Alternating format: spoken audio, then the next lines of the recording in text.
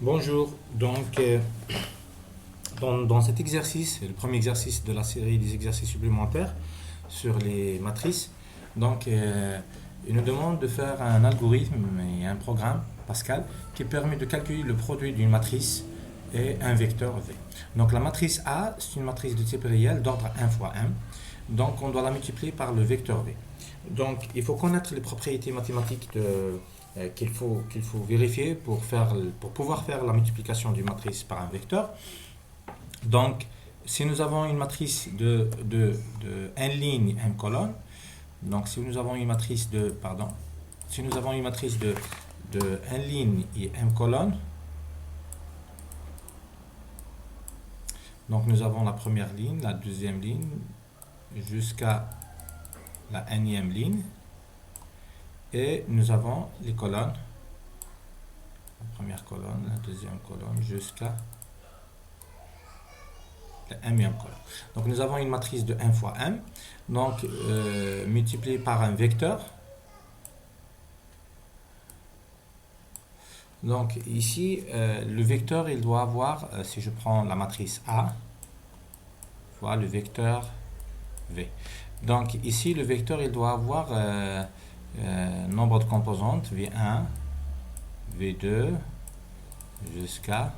Donc c'est quoi le nombre de composantes du vecteur V? C'est le nombre de colonnes de la matrice. Ça veut dire ici jusqu'à Vm. Donc c'est une condition nécessaire pour pouvoir multiplier une matrice par un vecteur. Donc, si nous avons la matrice d'ordre n fois m,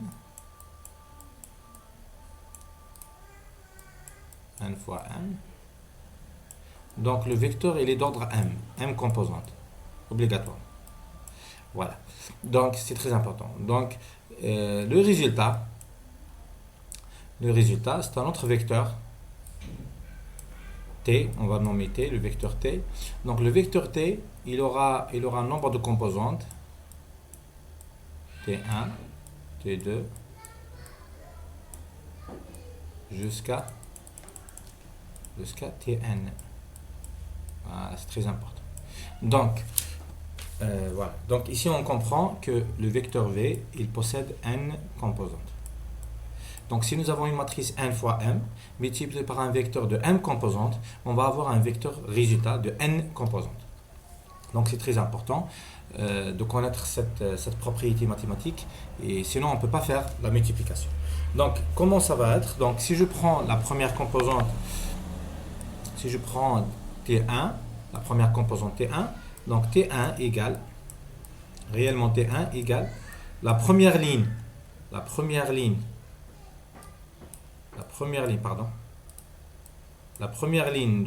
la matrice, cette première ligne, donc la ligne numéro 1, multipliée par le vecteur, toujours, voilà. Donc la première ligne multipliée par le vecteur. Ça veut dire quoi? Ça veut dire égal à A11, multiplié par V1, plus A12, multiplié par V2, plus 1A3 multiplié par V3, et ainsi de suite, jusqu'à la dernière composante de la ligne, c'est A1M, la ligne numéro 1, voilà la dernière composante, multiplié par Vm.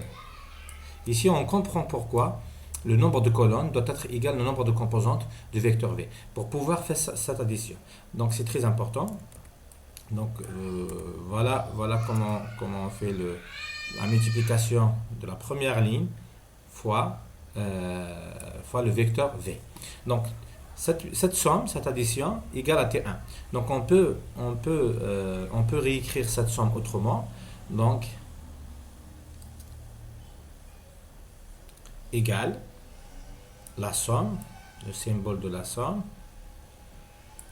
voilà, A1J multiplié par Vj. Donc A11 multiplié par V1 plus A12 multiplié par V2 jusqu'à A1M multiplié par V1.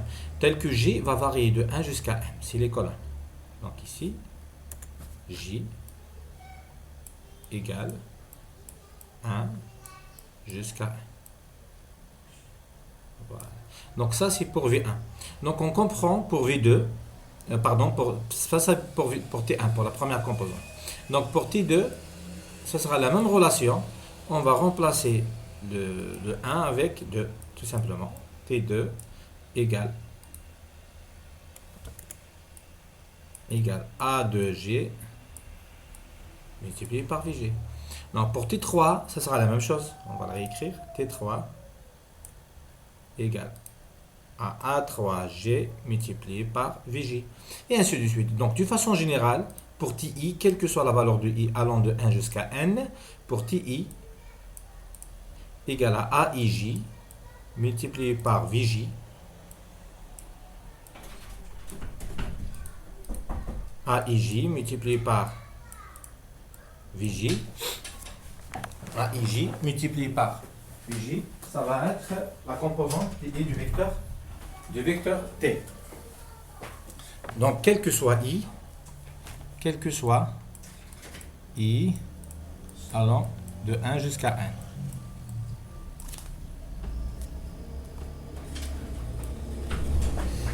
Donc voilà, donc algorithmiquement, pour écrire ça algorithmiquement, cette formule mathématique, quel que soit I égale de 1 jusqu'à 1, ça devient la boucle pour I reçoit 1 à N faire.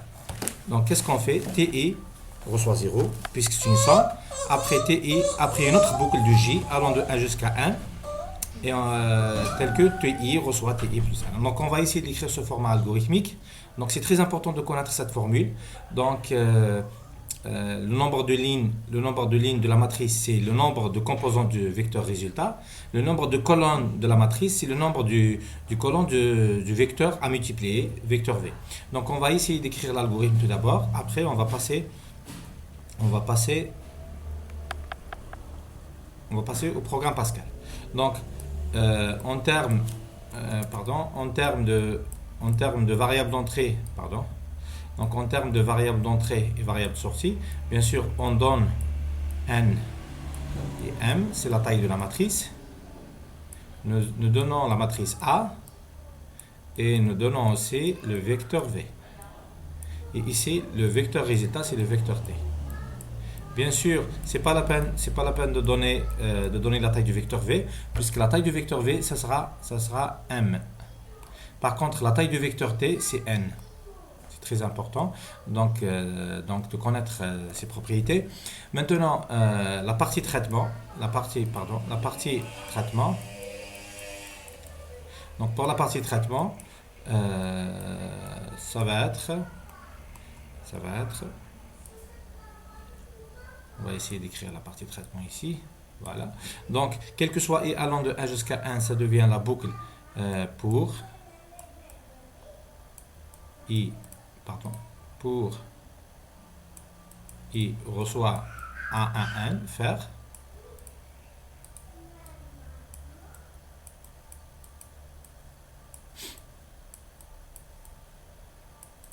Après, puisque c'est une somme, puisque c'est une somme TI qui va être une somme, donc il faut initialiser la composante TI du vecteur T. La composante I du vecteur T, donc TI reçoit 0, puisque c'est une somme. Ça sera mieux de s'assurer que l'élément est neutre pour l'addition. Maintenant, la somme de AIJ fois VJ, J allant de 1 jusqu'à M, donc J allant de 1 jusqu'à M, elle sera traduite par une autre boucle pour J reçoit 1 AM faire. Voilà. Donc, qu'est-ce qu'on fait? On fait TI reçoit TI plus le terme répétitif. Donc, TI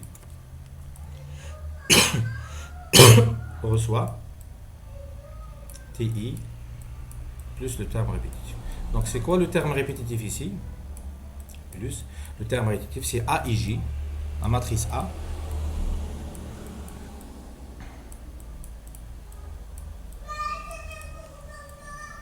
Multiplié par VJ.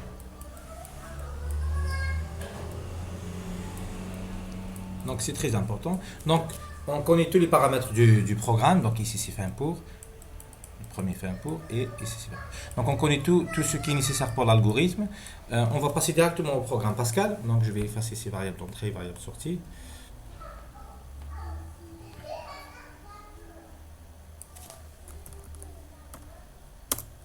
Donc on va essayer de créer le programme.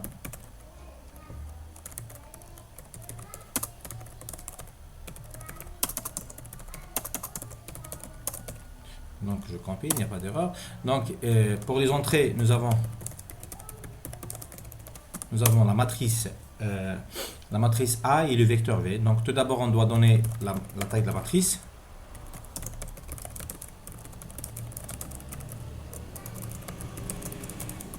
Donc c'est read NM. Et on va donner après les valeurs de la matrice. Ici on va faire write.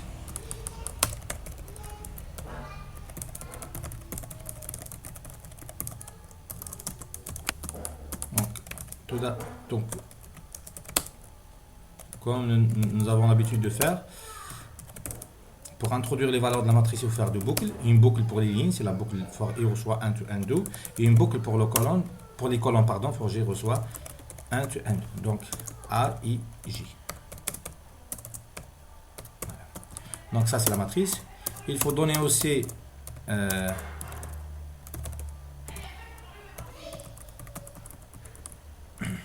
donner les valeurs du vecteur V. Donc le vecteur V doit avoir m composantes. Donc for i reçoit 1 to undo, read V de i. On peut utiliser l'indice J, ou bien on peut utiliser l'indice J, on peut utiliser l'indice I, pas de problème ici. Donc voilà, ça c'est pour les entrées. Nous avons introduit une matrice. Nous avons introduit un vecteur. La taille du vecteur, c'est le nombre de colonnes de la matrice. Donc ça correspond à ce que nous avons dit. Donc ici, la taille du vecteur, ça correspond à la taille de la matrice. Au nombre de colonnes de la matrice. La taille du vecteur, ça correspond au nombre de colonnes de la matrice, c'est M. Ça c'est la partie entrée. Bien sûr, il y aura une erreur pendant la compilation. L'erreur est liée aux déclarations des variables. Donc on va déclarer les variables. Donc nous avons le vecteur, la matrice A. Nous avons la taille de la matrice. Nous avons les deux indices I et J. Nous avons aussi le vecteur V.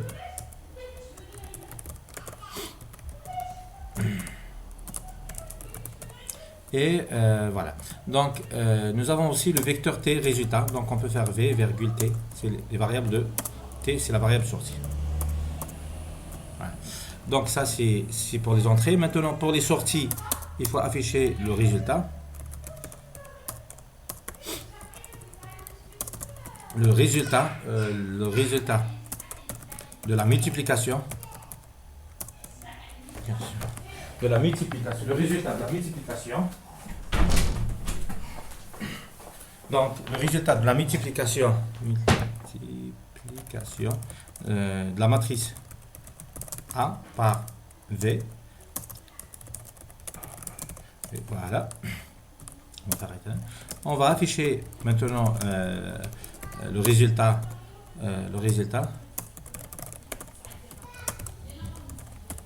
VI. Le résultat, c'est le vecteur T, TI. Donc, on va faire 8, 2, quelque chose comme ça. Alors, ici, vous remarquez aussi que ça correspond pour les résultats du vecteur T, ça correspond à ce que nous avons dit dans la partie analyse. C'est que le nombre de composantes de T est égale le nombre de lignes, c'est N, c'est le nombre de lignes de la matrice A. Donc, c'est très important ça, sinon on ne va pas avoir de résultat correct. Maintenant, on va passer à la partie traitement. La partie traitement. Donc la partie traitement, ça va correspondre à la traduction de ce fragment d'algorithme. Donc c'est for i reçoit 1 to undo pour chaque ligne. Maintenant, pour chaque ligne, il faut faire t de i reçoit 0. Initialiser t de i à 0 puisque c'est une somme. Après, for j reçoit 1 to m. Si les composantes de la ligne i, on va faire t de i reçoit la valeur de t de i, la valeur actuelle de t de i, plus aij, la composante aij, multiplié par phi de j. Donc attention ici, toujours, il faut faire attention, il faut toujours remarquer dans un bloc d'instructions le nombre d'instructions qu'il y a. Donc vous remarquez ici qu'il y a deux instructions. L'instruction TI reçoit 0 et l'instruction for j reçoit 1 to m2 jusqu'à point virgule. Donc tout ça c'est une deuxième instruction. Donc il y a deux instructions dans la partie de la boucle for. Pour cela, il ne faut pas oublier de mettre begin et end point virgule. Voilà. Donc ici normalement il n'y a pas d'erreur. On va compiler pour s'assurer. C'est très bien, donc il n'y a pas d'erreur. Donc il faut pardon. Donc je vais effacer cette partie. Donc il faut enregistrer le programme. C'est ici. 1 supplémentaire.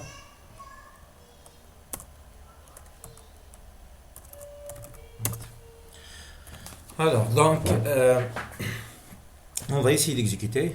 Donc, on va prendre un exemple un peu simple pour vérifier les résultats. Donc, on va donner une matrice de 3 lignes et 4 colonnes.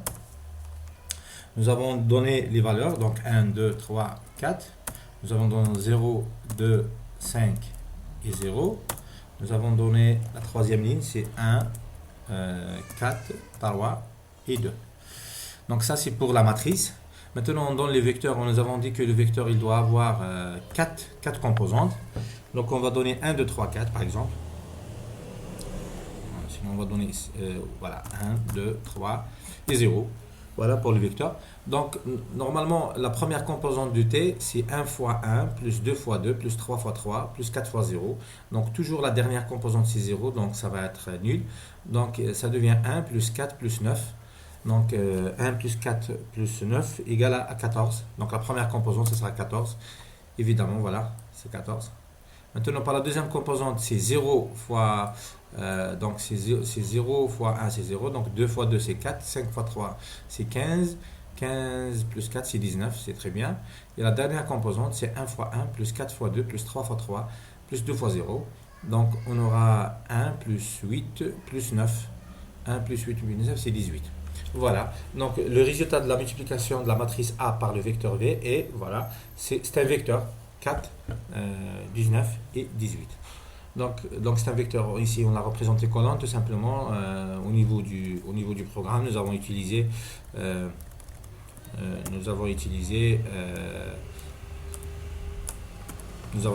right-ln. On peut éviter ça en utilisant right. Donc j'espère bien que vous avez compris le principe de la multiplication d'un vecteur d'une matrice par vecteur. Donc toujours la multiplication d'une matrice par vecteur, le résultat c'est un vecteur. Il faut avoir la condition que le nombre de colonnes de la matrice égale le nombre de composantes du vecteur à multiplier. Le résultat c'est un autre vecteur dont le nombre de composantes c'est le nombre des lignes de la matrice. Donc bon courage pour la suite.